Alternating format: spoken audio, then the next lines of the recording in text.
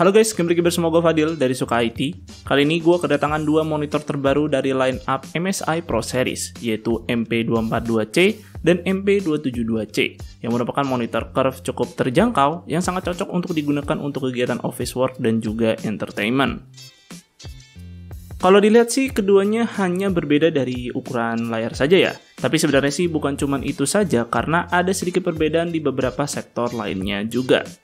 Pertama kita mulai aja sih dari sisi desain. Keduanya memiliki desain yang hampir serupa, namun ada beberapa bagian yang berbeda. Yang paling mencolok adalah ada di desain stand monitor ini, yang mana MP272C menggunakan material aluminium hingga ke kaki-kakinya, membuatnya memiliki build quality yang jauh lebih solid dibandingkan MP242C yang secara desain sih jauh lebih sederhana ya, dan hanya mengandalkan material polikarbonat saja. Walaupun begitu, MP242C memiliki cara pemasangan stand yang paling mudah di sini karena tidak butuh baut sama sekali. Sayangnya kedua stand monitor ini belum ergonomik, jadi hanya bisa di tilt saja. By the way, di sini keduanya juga sudah sama-sama mendukung VESA mount 100x100 mm. Kemudian kedua monitor ini juga sudah memiliki built-in speaker 2x2 watt yang ternyata punya kualitas audio berbeda satu sama lain. Bisa gue bilang MP272C memiliki kualitas suara secara overall jauh lebih baik dan jauh lebih lantang. Walaupun begitu, menurut gue keduanya menghasilkan suara yang cukup bagus untuk sekelas speaker monitor dan cukup usable sih untuk digunakan yang mungkin akan bermanfaat nih jika kalian melakukan online course. Kedua monitor ini juga memiliki kelengkapan port yang sama, yaitu ada 1x HDMI 1.4, 1x VGA, 1x audio 3,5 mm, dan 1x DC input. By the way, ngomongin soal speakernya tadi, audionya itu hanya berfungsi jika menggunakan kabel HDMI saja. Kalau pakai kabel VGA, tentu kita harus colok lagi ke audio 3,5 mm-nya. Lalu secara kelengkapan box juga di sini sama-sama memiliki kabel HDMI dan juga power adapter.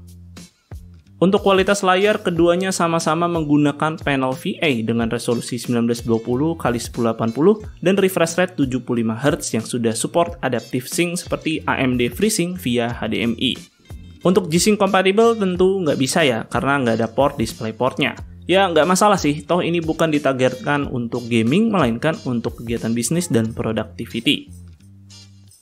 Lalu untuk kurvatur monitor ini ada di 1500R yang gue rasa sih kombinasi curve monitor ini untuk kegiatan bisnis dan productivity itu akan sangat bermanfaat ya, karena akan jauh lebih nyaman dipakai apalagi bagi office work yang melakukan pekerjaan di depan komputer berjam-jam.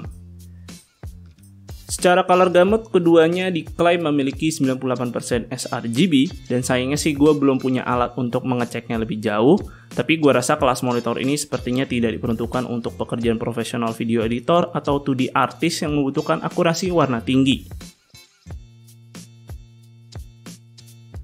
Kemudian secara karakter warna ternyata terdapat perbedaan di antara kedua monitor ini. MP272C memiliki karakteristik warna lebih warm, sedangkan MP242C agak lebih ke karakter warna pink.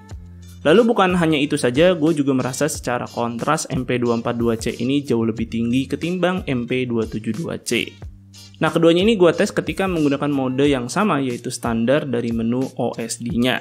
Nah, ngomongin soal menu OSD dan navigasinya ini, gue rasa monitor ini adalah yang tersimpel yang pernah gue rasakan ya. Karena di sini MSI cuma ngasih satu tombol joystick aja yang bisa multifungsi. Kita bisa mengeluarkan quick access menu jika menggeser joystick, dan tekan joystick ke dalam untuk membuka menu utama yang gue rasa opsi yang diberikan cukup lengkap untuk standar monitor seperti ini. Dan tampilannya juga sudah cukup mudah dipahami.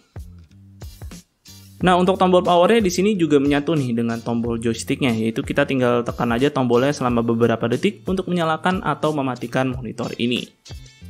Selanjutnya kita ke UFO test untuk melihat hasil motion blur dan ghosting yang dimiliki monitor ini. Karena ini monitor 75 Hz alias bukan refresh rate yang tinggi-tinggi amat, tentu motion blurnya lumayan kerasa sih. Tentu ini cukup wajar ya. Lalu soal ghostingnya di sini ternyata kedua monitor ini punya hasil yang cukup berbeda. Kalau kita lihat sih di sini MP242C punya ghosting yang lebih minim, dan malah si MP272C ini ghostingnya yang lebih terasa, terlihat dari trail warna hitam yang dihasilkan dari gambar UFO yang bergerak ini.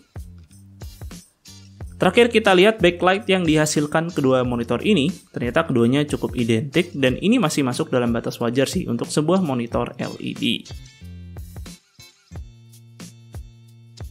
Kesimpulannya, monitor MSI Pro MP242C dan MP272C ini memiliki fitur dan build quality yang cukup baik di kelasnya. Ya karena sekali lagi ini bukan monitor gaming, melainkan lebih difokuskan pada bisnis dan productivity.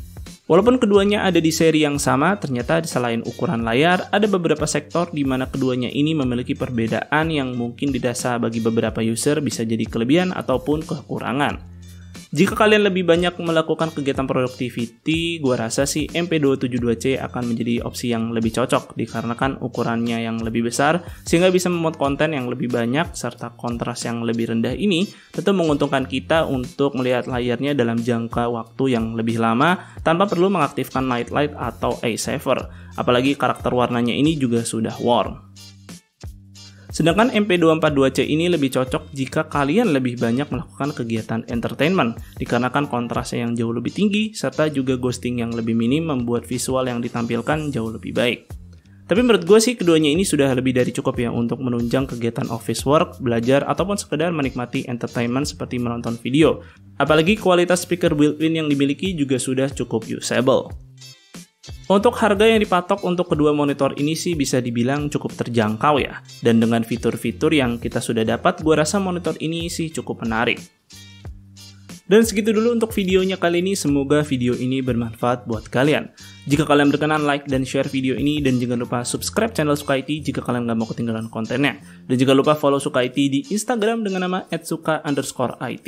Gue Fadil dari Suka IT pamit undur diri, see you on the next video.